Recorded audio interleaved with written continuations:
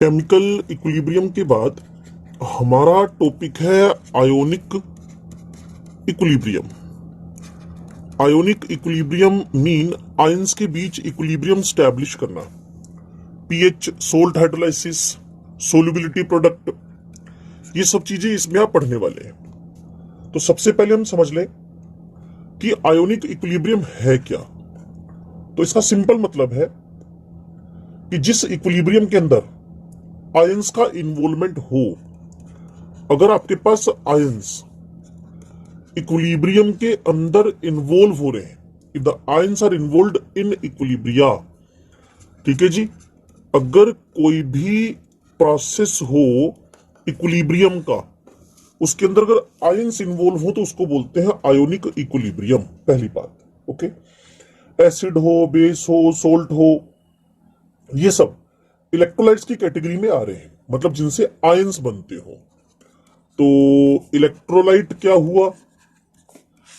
जो आपके पास formation of ions कर रहा हो, फॉर्मेशन ऑफ आयंस कर रहा हो, और इस कैटेगरी में एसिड भी है, इस कैटेगरी में बेस भी है, इस कैटेगरी में सोल्ट भी है। क्लियर? और जब भी इन इलेक्ट्रोलाइट्स के इक्विलिब्रियम सेटअप होंगे, जब भी इन इलेक्ट्रोलाइट्स के एसिड का इक्विलिब्रियम, बेस का इक्विलिब्रियम,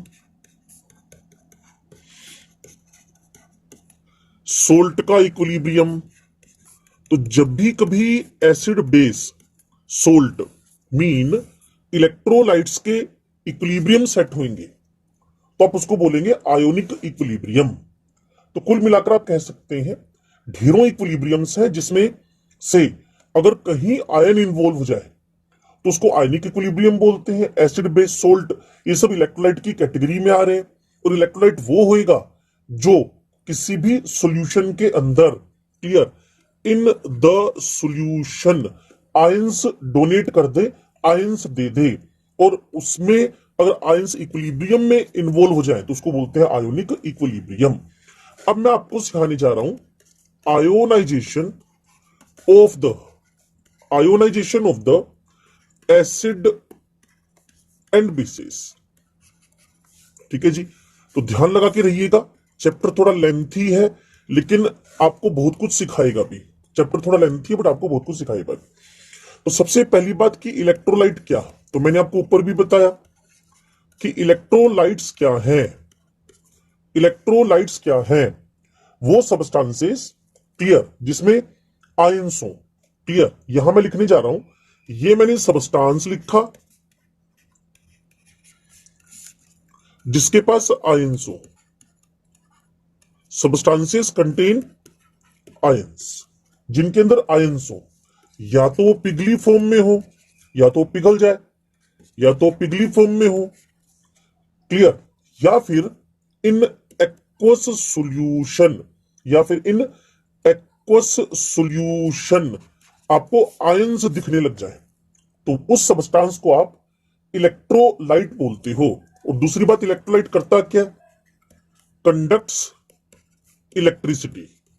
इलेक्ट्रोलाइट करता क्या है? Conducts electricity. इलेक्ट्रिसिटी कंडक्ट करता है। अब हमें समझना क्या है, कुछ इलेक्ट्रोलाइट ऐसे होंगे जो ऑलमोस्ट कंप्लीटली आयोनाइज हो जाएंगे पानी में घुलकर, इनको हम स्ट्रॉन्ग इलेक्ट्रोलाइट बोलते हैं। तो क्यों ना इलेक्ट्रोलाइट्स को हम क्लासिफाई कर लें। यहां है इलेक्ट्रोलाइट्स, यहां हमने लिख दिया क्लासिफिकेशन, और फिर इलेक्ट्रोलाइट्स का क्लासिफिकेशन स्टार्ट हुआ तो दो कैटेगरीज आपके पास आ गई। एक आपके पास है स्ट्रॉन्ग इलेक्ट्रोलाइट, दूसरा आपके पास है वीक इलेक्ट्रोलाइट। जो स्ट्रॉन्ग इलेक्ट्रोलाइट है, जो स्ट्रॉन्ग इलेक्ट्रोलाइट है, ये आपके पास ऑलमोस्ट कंप्लीटली, आपके पास कंप्लीटली क्या होएगा जी? आयोनाइज होएगा या आयंस का फॉर्मेशन करेगा।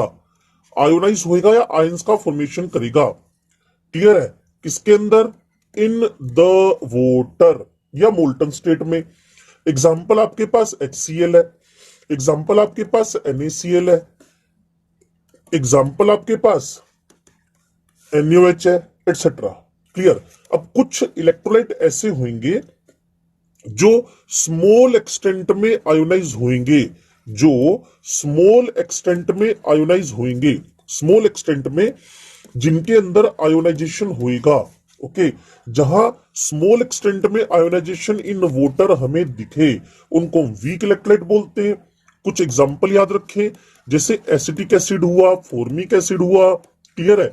ये जो आपके पास है ये सब ऑर्गेनिक एसिड्स हैं, formic acid, acetic acid. Okay, अब NH4OH अमोनियम हाइड्रोक्साइड इस कैटेगरी में आ रहा है, तो ये सब वीक इलेक्ट्रोलाइट। अब ऐसे ही क्यूप्रिक हाइड्रोक्साइड हो गया, ये सब वीक इलेक्ट्रोलाइट की कैटेगरी में जा रहे हैं। सिमिलरली जब आप इलेक्ट्रोलाइट्स के बारे में स्टडी कर लो, जो इलेक्ट्रिसिटी कंडक्ट करे उसको बोलते हैं इलेक्ट्रोलाइट, और जो ज्यादा कंडक्ट करे स्ट्रोंग, और जो कम कंडक्ट करे उसको वीक। जनरली मैं इसमें एक बात और ऐड करता हूं, जिसका डिग्री ऑफ आयोनाइजेशन, जिसका डिग्री ऑफ आयोनाइजेशन क्या हो, अप्रोक्सीमेट 1 हो, और दूसरी तरफ जिसका डिग्री ऑफ आयोनाइजेशन, जिसको आप अल्फा से लिखेंगे, लेस देन और वेरी लेस देन 1 हो, उनको वीक बोलते हैं। आयोनाइज होने का जो एक्सटेंट है। इसके बाद आपके दिमाग में तुरंत नॉन इलेक्ट्रोलाइट जाएगा, जिसमें से इलेक्ट्रिसिटी कंडक्ट ना हो रही हो। नॉन इलेक्ट्रोलाइट ये वो सबस्टांसेस हैं जो इलेक्ट्रिसिटी कंडक्ट नहीं करते, डू नॉट कंडक्ट इलेक्ट्रिसिटी। ये इलेक्ट्रिसिटी कंडक्ट नहीं करते, ये इलेक्ट्रिसिटी कंडक्ट नहीं करते, चाहे ये किसी भी फॉर्म में हो, इधर इन द मोल्टन स्टेट और इन द सोल्यूबल फॉर्म। चाहे ये पिघले हुए फॉर्म में हो, चाहे ये पिघले हुए फॉर्म में हो, चाहे ये एक्वस सॉल्यूशन में हो, पानी में हो, बस इनको बोलते हैं नॉन इलेक्ट्रोलाइट। नॉन इलेक्ट्रोलाइट में प्लास्टिक है, ग्लूकोज है, सुक्रोज है, क्लियर ना, वुड है, ओके, ग्लास है। ये सब ऐसे हैं जो कैसे भी हो, चाहे आयोनाइज फॉर्म में हो, सॉरी इन एक्वस मीडियम हो या मोल्टन हो। क्लियर। इन्होंने कभी भी इलेक्ट्रिसिटी का कंडक्शन नहीं करना होता। तो एक रिवीजन आप कर लें। मैं चैप्टर आपको पढ़ाना शुरू कर चुका हूं, ionic equilibrium.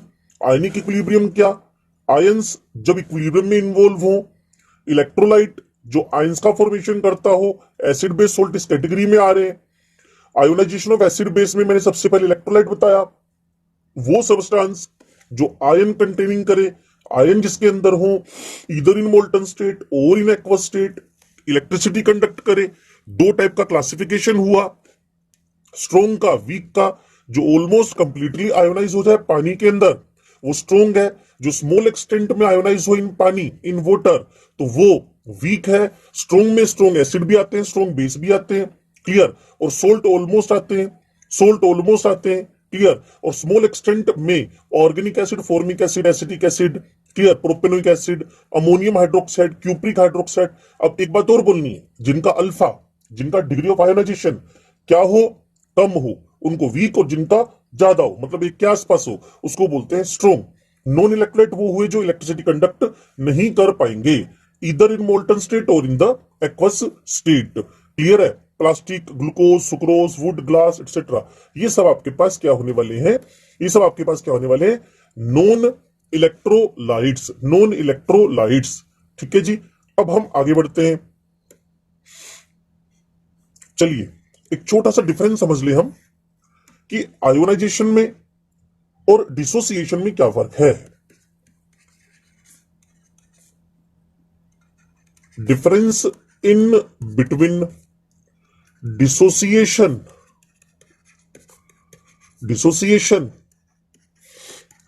And ionization. Difference in between dissociation and ionization. तो आपको ये समझना है, जब भी कभी किसी आयोनिक कंपाउंड को पानी में डालें, जब भी किसी आयोनिक कंपाउंड को, क्लियर, पानी में डिसोल्व करें, जब भी किसी आयोनिक कंपाउंड को पानी के अंदर डिसोल्व करें। क्लियर है?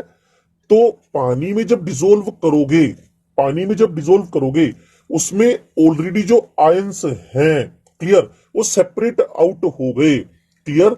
आयंस जो ऑलरेडी जो ऑलरेडी उसके अंदर थे, क्लियर है, वो क्या हो गए, एक दूसरे से हाइड्रेशन एनर्जी की वजह से, हाइड्रेशन होने की वजह से सेपरेट आउट हो गए। तो आयन बने थोड़ी हैं, आयन बने नहीं है।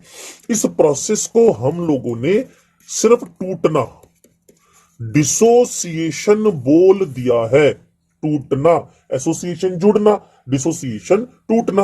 अब आप केमिकल बॉन्डिंग चैप्टर देखें, पानी में NaCl जब आप डिसोल्व करते हो तो ये ऑलरेडी इन आयोनिक फॉर्म है। ठीक है जी? तो Na plus aqueous, Cl minus aqueous, तो जब ये बन गया तो आयंस जो ऑलरेडी थे वो सेपरेट आउट हो गए। तो इस प्रोसेस को आपने क्या नाम दे दिया, डिसोसिएशन। NaCl इन वाटर क्या हो गया, dissociation. So dissolution of NaCl is the example of dissociation. लेकिन अगर मैं यही चीज किसी और ऐसे रेफरेंस में यूज करूं जहां आयंस थे नहीं, जहां आयंस थे नहीं, जहां आयंस थे नहीं, क्लियर, तो आपको देखना क्या है, कोई एक मेरे पास न्यूट्रल मॉलिक्यूल हो। ठीक है जी?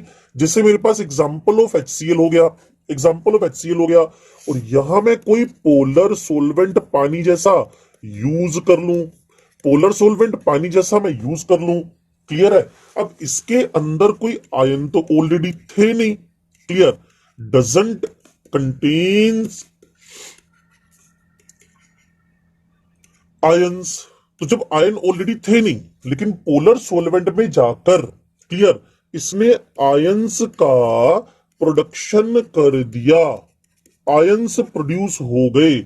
जैसे HCl पानी में गया, वहां इसने H3O प्लस क्लोराइड बनाया, जबकि ऑलरेडी HCl में इस टाइप के आयंस अवेलेबल नहीं थे। तो ऐसे प्रोसेस को आप लोगों ने एक नाम दे देना, आयोनाइजेशन। बड़ा सिंपल है बच्चे, आयोनाइजेशन आयंस का बनना, आयोनाइजेशन आयंस का बनना, आयोनाइजेशन मतलब आयंस का बनना।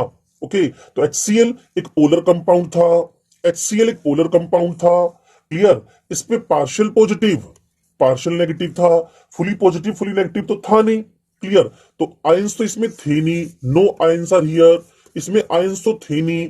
फिर क्या हुआ, बट पानी में घुलते ही डिसोल्यूशन प्रोसेस में इसने हाई पोलर वाटर में क्या किया, आयंस का प्रोडक्शन कर दिया। तो आपने इस पूरे प्रोसेस में आयंस बनते हुए देखे, that's why we are saying ionization. तो ऑलरेडी आयोनिक हो, आयंस स्प्लिट आउट हो जाए तो आप उसको कभी भी आयोनाइजेशन नहीं बोलते। आयोनाइजेशन मतलब आयंस का बनना, और आयंस ना हो, पार्शियल पॉजिटिव नेगेटिव हो, फिर आयंस बन जाए तो आप उसको बोलते हो आयोनाइजेशन। ये एक डिफरेंस है डिसोसिएशन में और आयोनाइजेशन में। अब इसके बाद हमारा एक कॉन्सेप्ट चलेगा, वो है एसिड बेस। तो मैं हेडिंग डाल रहा हूं एसिड बेस कॉन्सेप्ट्स। ठीक है जी? तो सबसे पहले हमारे पास फोकस बन रहा है आर्रेनियस।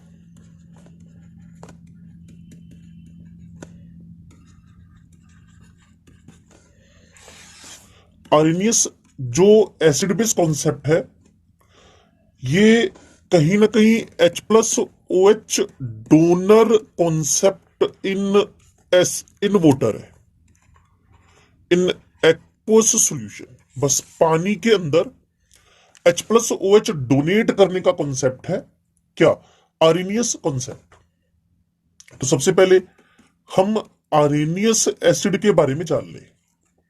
जो आर्रेनियस एसिड है वो एक ऐसा सबस्टांस है,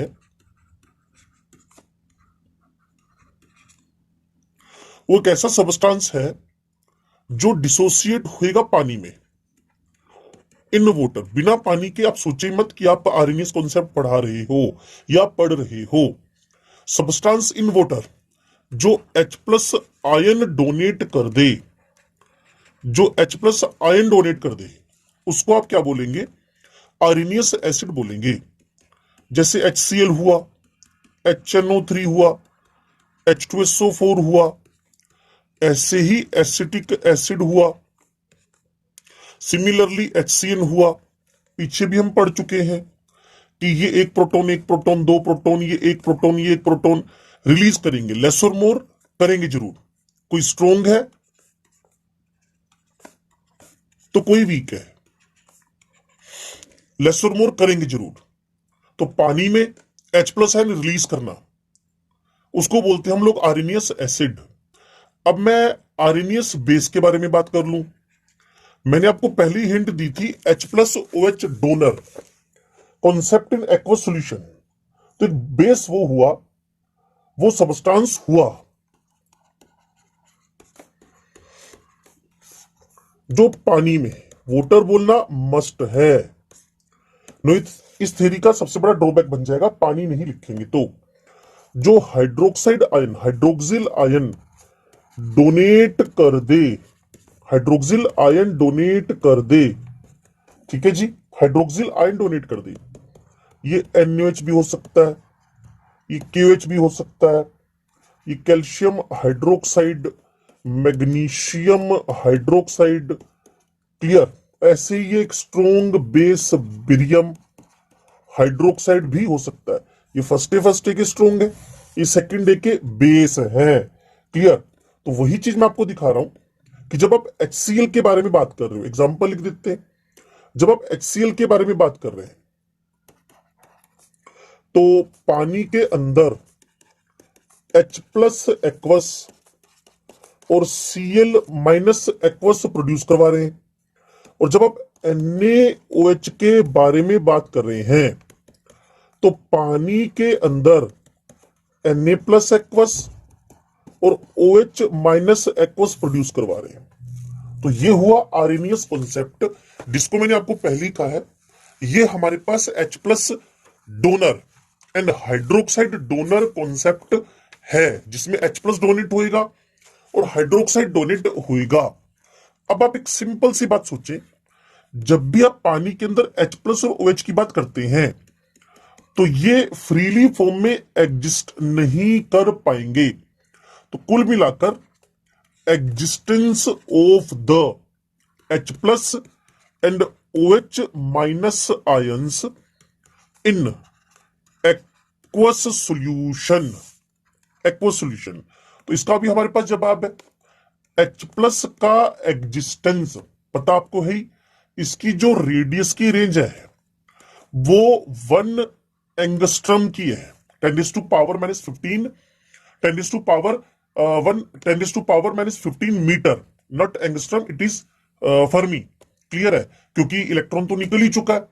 तो इसका एक स्ट्रोंग इलेक्ट्रिक फील्ड होएगा, इसका एक स्ट्रोंग इलेक्ट्रिक फील्ड होएगा। उस स्ट्रोंग इलेक्ट्रिक फील्ड की वजह से ये क्या करेगा, ये अट्रैक्ट करेगा वोटर मॉलिक्यूल्स के लोन पेयर को, attract the lone pair of electrons of voter. ये पानी के लोन पेयर्स को अपनी तरफ क्या करेगा, अट्रैक्ट करेगा, ठीक है जी। और अट्रैक्ट करने की वजह से इसका जो फॉर्म बनेगा, चेक करें, H plus H2O H3O plus, और इसको आप बोलते हैं हाइड्रोनियम, इसको आप बोलते हैं हाइड्रोनियम, इसको आप बोलते हैं हाइड्रोनियम। अब कहना यह है कि हाइड्रोनियम सिर्फ यही नहीं कि एक वाटर मॉलिक्यूल जुड़ा और हाइड्रोनियम बन गया। आप अगर H प्लस के अराउंड वाटर मॉलिक्यूल्स का नंबर 1 से 4 तक रखते हैं तो उन सभी को हम लोग हाइड्रोनियम ही बोलते हैं। H3O प्लस हुआ, H5O2 प्लस हुआ, H7O3 प्लस हुआ, H9O4 प्लस हुआ, ये सारे के सारे हाइड्रोनियम ही हैं, ये सारे के सारे हाइड्रोनियम भी हैं। यही हाल हाइड्रोक्साइड का भी है, यही हाल हाइड्रोक्साइड का भी है। तो हाइड्रोक्साइड भी क्या करेगा, OH वोटर होल एन। जब एन का वैल्यू, यहां एन का वैल्यू क्या था जी 1, यहां 2, यहां 3, यहां 4। ओके, तो सिमिलरली आपके पास हाइड्रोक्साइड के साथ भी वाटर अटैच होएगा, तो इसका जो फॉर्म बन जाएगा H3O2 माइनस, जोड़कर देख लें आप, H5O3 minus, H7O4 minus, H9। Clear, 2 3 4 5 minus. तो इसको हमने हाइड्रेटेड हाइड्रोक्साइड और हाइड्रेटेड H प्लस कह दिया है। क्लियर है। अब आपने इतना तो जान ही लिया कि प्रोटॉन और हाइड्रोक्साइड डोनेट करने वाला ही आपके पास बेस और एसिड होएगा रेस्पेक्टिवली। अब थोड़ा सोचिए जिनके पास H है ही नहीं और वो नेचर वाइज एसिडिक है, वो नेचर वाइज एसिडिक है, तो आप उसे इस थ्योरी के अकॉर्डिंगली तो एसिड बोल ही नहीं सकते। आप उनको इस थ्योरी के अकॉर्डिंगली तो एसिड बोल ही नहीं सकते। तो इस थ्योरी के लिमिटेशंस के बारे में अब हमें जानना है। इस थ्योरी के लिमिटेशंस के बारे में अब हमें जानना है। तो मैं लिखने जा रहा हूं इस थ्योरी के लिमिटेशंस। ठीक है जी, यहां मैं इस थ्योरी के लिमिटेशंस लेके आ रहा हूं, ध्यान से सुनिएगा और समझिएगा।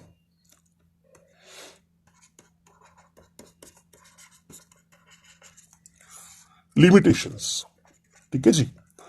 पहली बात, इस थ्योरी मतलब ड्रॉबैक्स है इसके, ये थ्योरी कार्बन डाइऑक्साइड H नहीं है इसके अंदर, SO2, और बच्चे जानते हैं इनसे पेप्सी कोक बनते हैं, सॉफ्ट ड्रिंक्स, SO2 H2SO3 बनता है पानी में। इससे तो दुनिया का सबसे अच्छा एसिड, ज्यादा फेमिलियर एसिड जिसको सब जानते ही हैं। इनके पास गलती से भी आपको H प्लस नहीं दिखेंगे। क्लियर, इनके पास H प्लस आयन है नहीं, लेकिन आपको पता है नेचर वाइज ये सारे के सारे एसिडिक है। तो बिना प्रोटॉन के ये एसिड है, बिना प्रोटॉन के ये एसिड है। तो अब इसको समझाएं कैसे, उस बारे में यहां टोटल साइलेंस मिलेगा, टोटल साइलेंस मिलेगा।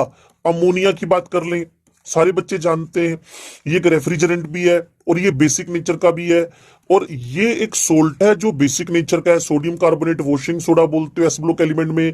कैल्शियम ऑक्साइड बच्चे जानते हैं बेसिक नेचर का है। इनके पास हाइड्रोक्साइड आयन नहीं है, फिर भी नेचर वाइज कैसे हैं ये बेसिक, नेचर वाइज कैसे हैं ये बेसिक। तो ये थ्योरी सिर्फ और सिर्फ एक्वस एक्वस सॉल्यूशंस पे ही एप्लीकेबल है। Clear, this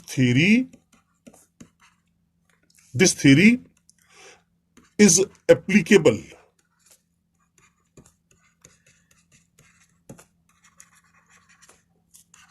for aqueous solutions only. ये थ्योरी सिर्फ एक्वस सॉल्यूशंस पे अप्लाई होएगी। चलिए अब मैं आपको नंबर 2 ड्रॉबैक की तरफ लेके चलता हूं।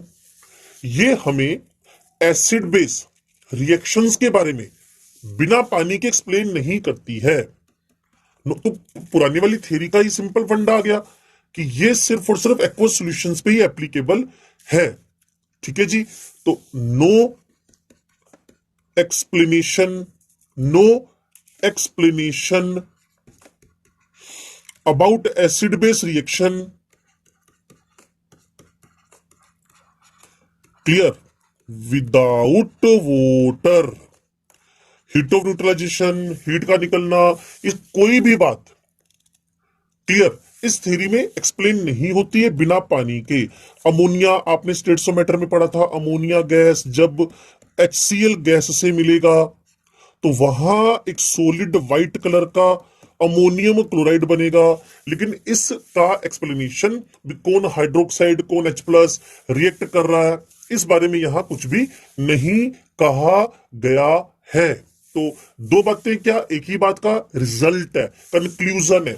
बिना पानी के ये थ्योरी नहीं चलती है। Without water we can't explain the acidic nature of CO2 SO2 SO3 ammonia Na2CO3CO। Clear, no explanation about the acid base reactions, acid base theories, acid base neutralization without water. तो अब आप इस theory के बारे में कोई explanation नहीं जानते इस थ्योरी के अकॉर्डिंगली, मतलब आर्यनीज थ्योरी के अकॉर्डिंगली। और एक बात आपको पता चली गई होगी कि जब आप एसिड एसिड बोलते हैं तो उस एसिड वर्ड का मतलब क्या है? खट्टा। क्लियर ना? साउर। क्लियर? यहां आपके पास इस एसिड वर्ड का मतलब है एसिडस। एसिडस, और इस एसिडस का मतलब होता है खट्टा। ओके, एसिडस मतलब खट्टा, और ये लैटिन वर्ड से हमें मिला है। तो इसकी आपने लिमिटेशन भी पढ़ ली है। अब मैं चाहता हूं हम लोग एक वेरी इंपॉर्टेंट थ्योरी की तरफ बढ़े जिसका नाम है Bronsted Lowry concept of acid base. Bronsted Lowry concept of acid base. तो हेडिंग आपके पास आ रही है Bronsted acid base theories. Bronsted acid base theories. Bronsted acid base theories. चलिए नंबर 1 पे लिखते हैं। और एक बात मैं आपको बता दूं, ये proton donor acceptor theory in any solvent है। इन एनी सोलवेंट है, किसी भी सोलवेंट में आप acid base nature of compound explain कर सकते हैं, but compound should contain proton for acidic nature and minimum one lone pair for the basic nature. Bronsted Lowry concept of acid base. तो बड़ा सिंपल वे में मैं आपको दिखाने जा रहा हूं। मान लीजिए यहां एक कंपाउंड है, यहां दूसरा कंपाउंड है। ओके, इसके ट्यूमर लगा दिया H+ से। अगर ये डोनेट करे तो इसको आप ब्रोंस्टेंट लोरी एसिड, यहां एक साइंटिस्ट का नेम और हम लिख देते हैं LOWRY, ब्रोंस्टेंट लोरी एसिड, और उसको एक्सेप्ट करके ब्रोंस्टेंट लोरी बेस। डोनर ब्रोंस्टेंट लोरी एसिड हो गया है, एक्सेप्टर ब्रोंस्टेंट लोरी बेस हो गया है, और फिर जिसने डोनेट किया वो एक कॉन्जुगेट एसिड बेस में कन्वर्ट हो गया। एसिड बेस में कन्वर्ट हो गया, और जो बेस था वो उसके कॉन्जुगेट एसिड में कन्वर्ट हो गया। तो डोनर एसिड है, एक्सेप्टर बेस है। तो अब मैं इसको डेफिनेशन में लिखता हूं जिससे आप इसको प्रॉपरली सीख जाए। वो सब्सटेंस, ठीक है, सब्सटेंस मोलिक्यूल या आयन कुछ भी हो सकता है, मोलिक्यूल या आयन कुछ भी हो सकता है, मोलिक्यूल आयन कुछ भी हो सकता है। इसकी टेंडेंसी हो क्या करने की? Donate the proton, donate H+ ion. Clear? किसी भी सोलवेंट में ले ले, donate H+ ion to the another substance. Clear? To the another और अदर सब्सटेंस, दूसरे सब्सटेंस को जो क्या करे? प्रोटोन डोनेट कर दे, उसको आप क्या बोलेंगे? उसको आप बोलेंगे ब्रोंस्टेंट लोरी एसिड। तो ये हमारी डेफिनेशन किसकी थी? Bl एसिड की। ब्रोंस्टेंट लोरी एसिड, बनवारी लाल एसिड नहीं, ब्रोंस्टेंट लोरी एसिड। अब आप ब्रोंस्टेंट लोरी बेस की बात कर रहे हैं, तो क्या सब्सटेंस हुए ये? तो उसको मैं लिखने जा रहा हूं। आपके पास वो सब्सटेंसेस, वो कंपाउंड्स, यानी वो मोलिक्यूल भी हो सकते हैं, वो आयंस भी हो सकते हैं, जो प्रोटोन को एक्सेप्ट करें, प्रोटोन को एक्सेप्ट करें। क्लियर? कहां से? From the another compound, from the other और अनदर कंपाउंड, दूसरे किसी भी सब्सटेंस से जो प्रोटोन को एक्सेप्ट कर लें, उनको हम बोलते हैं ब्रोंस्टेंट लोरी, ब्रोंस्टेंट लोरी बेस। क्लियर है? तो ब्रोंस्टेंट लोरी एसिड बेस के बारे में पता चला। अब मैं आपको एक एग्जांपल से क्लियर करता हूं जिससे आप इसको प्रॉपरली समझ जाएंगे। HI एक पावरफुल एसिड है, सारे बच्चे जानते हैं। पानी दोनों टाइप का नेचर रखता है, एसिड की बेसिक भी। तो मैं जब एक स्ट्रोंगर एसिड लेके चल रहा हूं तो उसके सामने 3 लोग खड़े, एक बहुत बड़ा टीचर, एक उससे छोटा टीचर, एक उससे छोटा टीचर है। तो तीनों में से जो सबसे छोटा है वो सेकंड वाले से पढ़ा हुआ है और सेकंड वाला फर्स्ट वाले से पढ़ा हुआ है। मान लीजिए फर्स्ट वाले को हटा दे तो स्टूडेंट टीचर बच गए, और थर्ड वाले को हटा दे तो भी स्टूडेंट टीचर बच गए। लेकिन आपको समझना है दो एसिड हो, दो टीचर हो, जो बड़ा वाला वो टीचर, दूसरा वाला क्या बन जाएगा, स्टूडेंट। सिमिलरली HI एक पावरफुल एसिड है, पावरफुल एसिड है, तो इसको बेस का काम करना पड़ेगा। यहां ये भाई साहब अपना प्रोटॉन डोनेट करेंगे और ये प्रोटॉन एक्सेप्ट करेगा। कुल मिलाकर जो एक्सेप्ट करेगा उसकी शक्ल कुछ H3O+ वाली बन जाएगी, और जो डोनेट करेगा वो I- बन जाएगा। ठीक है जी। तो मैंने आपको पहले भी बताया था जो एसिड है वो एक CB कॉन्जुगेट बेस प्रोड्यूस करेगा, और जो बेस है वो एक कॉन्जुगेट एसिड प्रोड्यूस करेगा। ओके। सिमिलरली मैंने वोटर प्लस अमोनिया लिखा, वोटर प्लस अमोनिया लिखा, इन दोनों में से अच्छा बेस है वो अमोनिया है, सो अमोनिया एक्सेप्टर हुआ, ये बना गया अमोनियम, और दूसरी तरफ क्या बन गया, हाइड्रोक्साइड। ओके। सिमिलरली HCl+, ऊपर HI वाली देखी थी आपने रिएक्शन, उसी की नकल करने जा रहा हूं। प्रोटॉन इसने एक्सेप्ट करना है, थोड़ा सा डायरेक्शन अलग होएगा। प्रोटॉन इसने एक्सेप्ट करना है, तो आपके पास एक बन गया है H3O+ हाइड्रोनियम, और दूसरा बन गया है क्लोराइड। तो H डोनेट एक्सेप्ट करवाते रहे, एसिड बेस बोलते रहे। क्लियर। अब आपको समझना है कि पहले वाले केस में पानी बेस था, दूसरे वाले केस में पानी आपके पास एसिड बन गया, तीसरे वाले में वापस बेस बन गया। तो जो वोटर है वो H+ एक्सेप्टर भी है, H+ डोनर भी है, इसीलिए इनको हमने नाम दे दिया एम्फी, मतलब बोथ एम्फीबियन से एम्फी प्रोटिक, एम्फी प्रोटिक, और एम्फी प्रोटिक या फिर एम्फोप्रोटिक भी बोल सकते हैं। जैसे एम्फीबियन वर्ड नहीं आता, एम्फीबियन, एम्फोप्रोटिक भी बोल सकते हैं।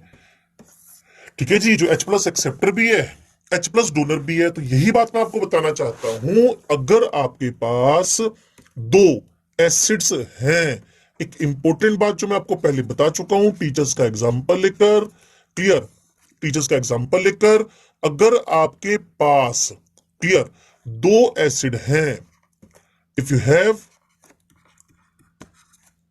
टू एसिड्स, अगर आपके पास दो एसिड्स हैं, अगर आपके पास दो एसिड्स हैं, तो आपको समझना ये है जो स्ट्रोंगर एसिड होगा वो तो एसिड का ही काम करेगा, और जो वीक एसिड होगा वो बेस का काम करेगा।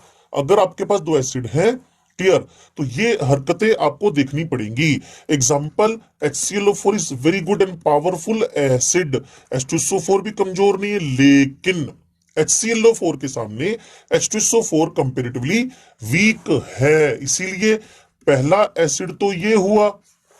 फिर इससे हमें पता चला इन भाई साहब ने प्रोटॉन डोनेट करके, इसका नाम है पर क्लोरिक एसिड, इन्होंने बना दिया पर क्लोरेट, पर क्लोरेट, क्लियर। और इधर से इन्होंने वो प्रोटॉन एक्सेप्ट किया, कहां किया, स्ट्रक्चर आपने सीखा ही था मेरे साथ में, OH, OH, H2SO4, तो इसने प्रोटॉन डोनेट किया, इन भाई साहब ने एक्सेप्ट किया, कहां, यहां पे। ठीक है जी। तो इसका फॉर्मूला क्या बन गया, H3SO4, प्रोटॉन एक्सेप्ट हुआ तो प्लस का साइन आपने लगा दिया है। लो जी। तो HClO4 is the donor of proton and H2SO4 is the acceptor of proton. That's why acid 1 कौन हुआ, जबकि दोनों अच्छे एसिड है, बट स्ट्रोंगर तो स्ट्रोंगर ही रहेगा ना। तो एसिड, और ये आपके पास बेस हुआ। फिर अब सोचिए, आपके पास एसिड नंबर 1 तो ये हो गया, तो एसिड नंबर 2 आपके पास ये हो जाएगा, क्योंकि ये अब H+, इसके पास तो है नहीं ना डोनेट करने के लिए, तो ये भाई साहब क्या बन जाएंगे, बेस। तो एसिड ने अपना बेस प्रोड्यूस किया, और इस एसिड 2 ने अपना बेस 2 प्रोड्यूस किया, क्लियर। कुल मिलाकर एच डोनेट करने की भी और एक्सेप्ट करने की पावर, अगर आप H2SO4 को देखें तो अगर जैसे H2O2 था ना पिछले चैप्टर में आपका, H प्लस HSO4, तो ये एक प्रोटॉन दे भी रहा है और ये HClO4 के साथ पानी के अंदर प्रोटॉन दे रहा है और HClO4 के साथ प्रोटॉन एक्सेप्ट कर रहा है। तो ऐसे को हम बोलते हैं एम्फी बोथ प्रोटिक, दोनों काम एक साथ करने वाला, एम्फी प्रोटिक उसको बोलते हैं, एम्फी प्रोटिक। ओके, तो ये बात आपके दिमाग में क्लियर होगी। अब मैं एक बड़ा सिंपल जो कॉन्सेप्ट आपको पीछे बताया था वो कॉन्सेप्ट उठाने जा रहा हूं, conjugate acid base pairs, conjugate acid base pairs, conjugate acid base pairs. ठीक है जी, मैंने भी बताया आपको, एक एसिड जब प्रोटॉन डोनेट कर दे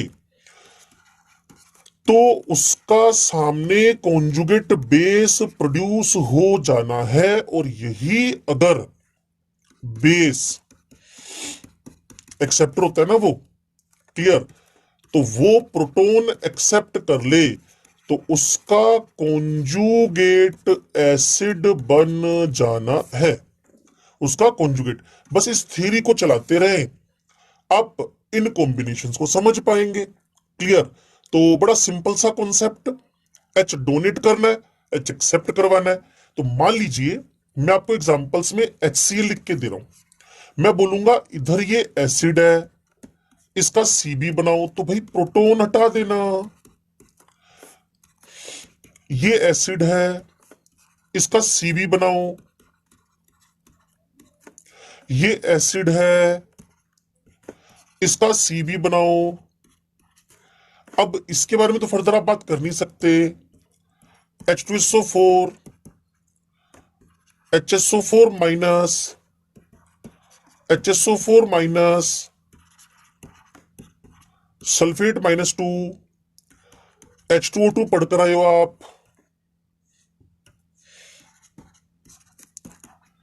H plus, HO2 minus, HO2 minus H plus, O2 -2। कुल मिलाकर आपको प्रोटॉन डोनेट करते जाना है, बस उसके सामने उसके कॉन्जुगेट एसिड बनते जाएंगे, उसके सामने उसके कॉन्जुगेट एसिड बनते जाएंगे। ऐसे ढेरों केस आप ले सकते हो। एक बहुत बढ़िया केस आपसे पूछा जाता है, AlH2O होल 6 + 3, इसका कॉन्जुगेट आपको बेस बनाना है, तो वोटर H प्लस डोनर है, तो 6 में से आपने 5 रख लेने हैं और एक का प्रोटॉन डोनेट करवा देना है, तो OH- बच जाएगा। ठीक है जी, और यहां +2 का साइन आ जाएगा, तो ये प्रोटॉन डोनर हुआ, एसिड डोनेट करने के बाद उसका क्या बन गया, Cb। इतनी बात आपको समझ में आ गई होगी कि एसिड से कॉन्जुगेट बेस बनाना हो तो प्रोटॉन डोनेट करवा दो, प्रोटॉन डोनेट करवा दो। ठीक है जी, अब आपसे पूछे वोटर का, आपको ब्रोंस्टेंट बेस बनाना है, कॉन्जुगेट बेस बनाना है, तो भाई वोटर में से क्या निकाल दो, H प्लस। आपसे कोई बोले HC, इसका इसका इसका एसिड डिस्कस करते हुए Cb बना दिया, और अगर H2O को आप बेस बोलते हो और आपने इसका कॉन्जुगेट एसिड बनाना है, तो भाई H प्लस एक्सेप्ट करवा दो।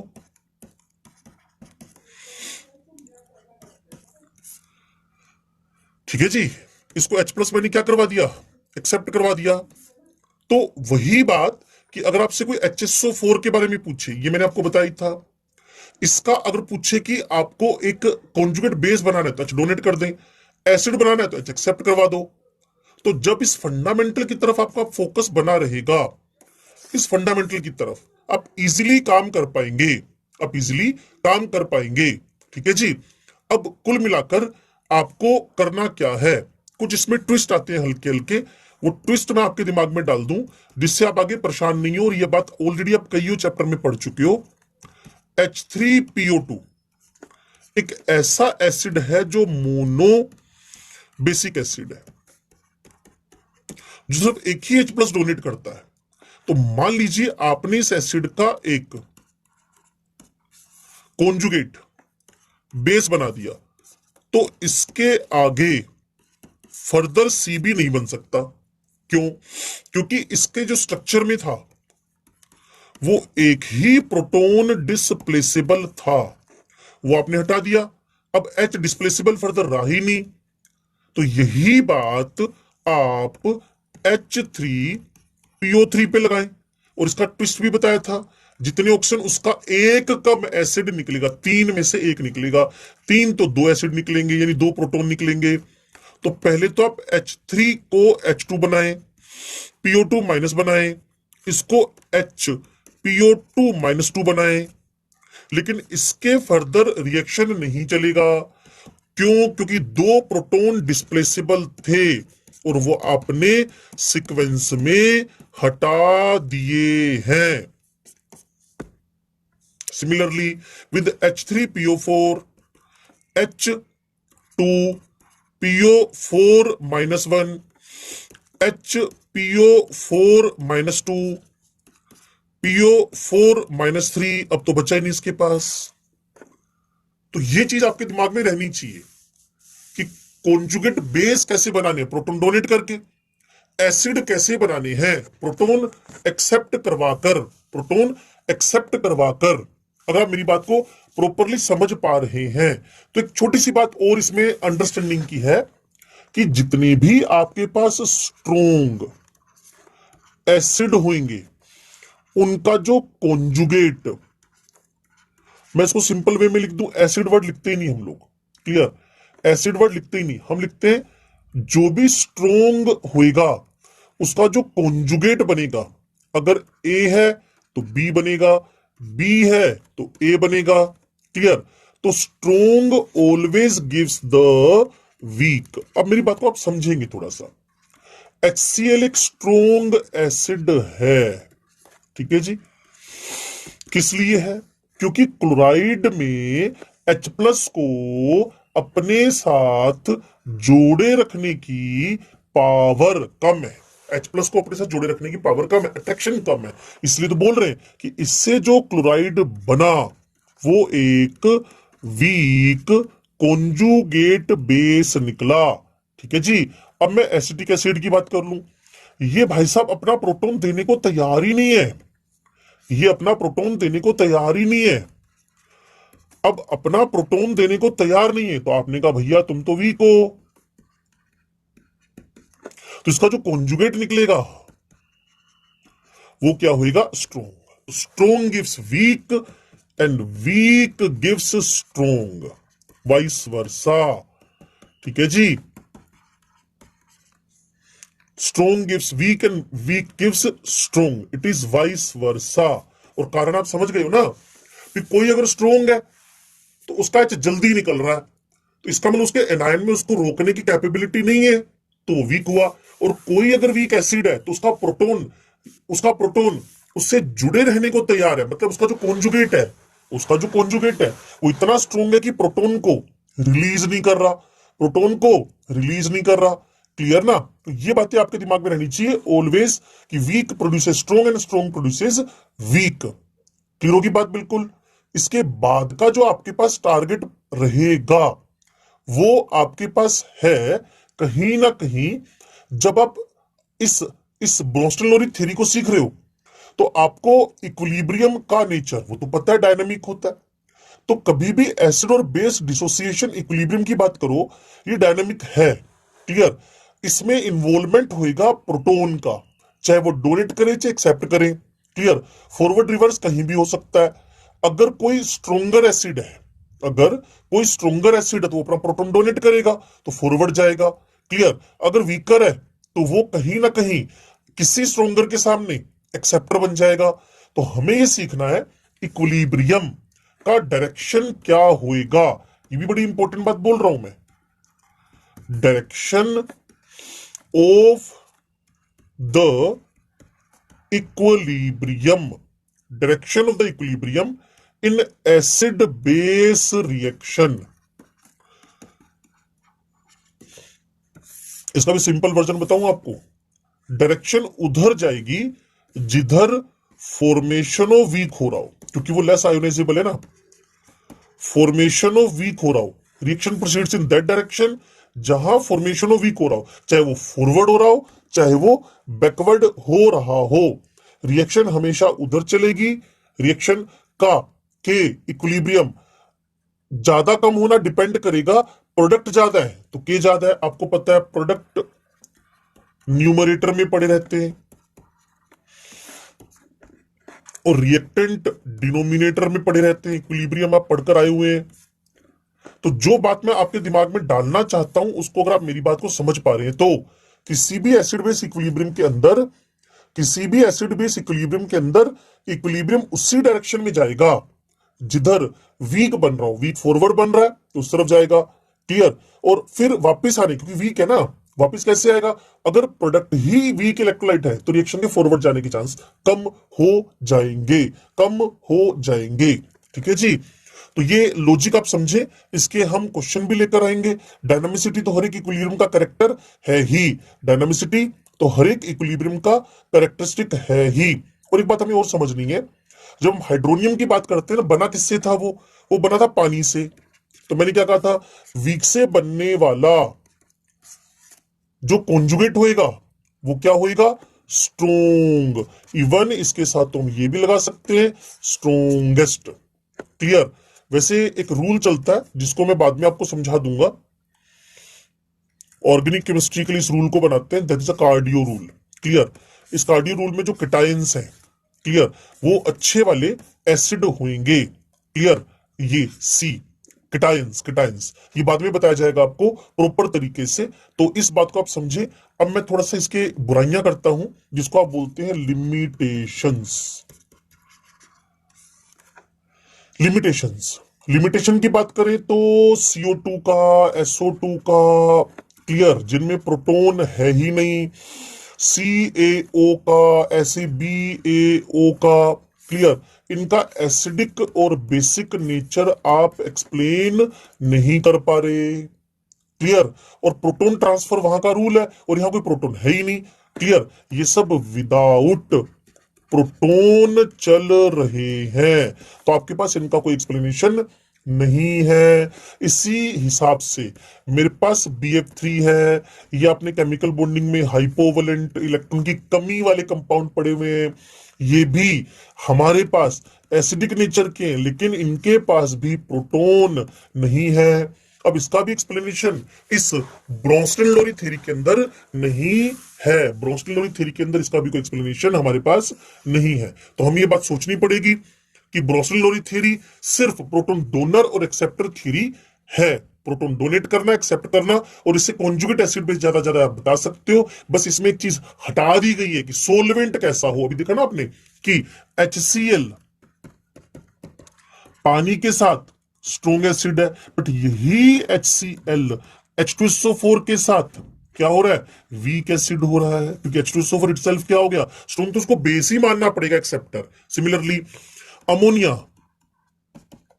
जब पानी के साथ है तो पानी वहां एसिड है, क्योंकि एक्सेप्टर हो गया ना, डोनर हो गया ना एसिड, तो यहां पानी डोनर हो गया, और यही HCl के साथ जब वाटर लिया तो भाई साहब एक्सेप्टर हो गए। तो यहां सोलवेंट का बार हटा दिया गया है, जो स्ट्रोंगर एसिड तो एसिड, स्ट्रोंगर बेस तो बेस, दोनों एसिड तो वीक वाला बेस, स्ट्रोंग वाला एसिड, दोनों बेस तो स्ट्रोंग वाला बेस, वीक वाला एसिड। ये फंडामेंटल आप इसमें चलाएंगे, पानी वाला जो इसमें बार था वो हटा दिया गया है।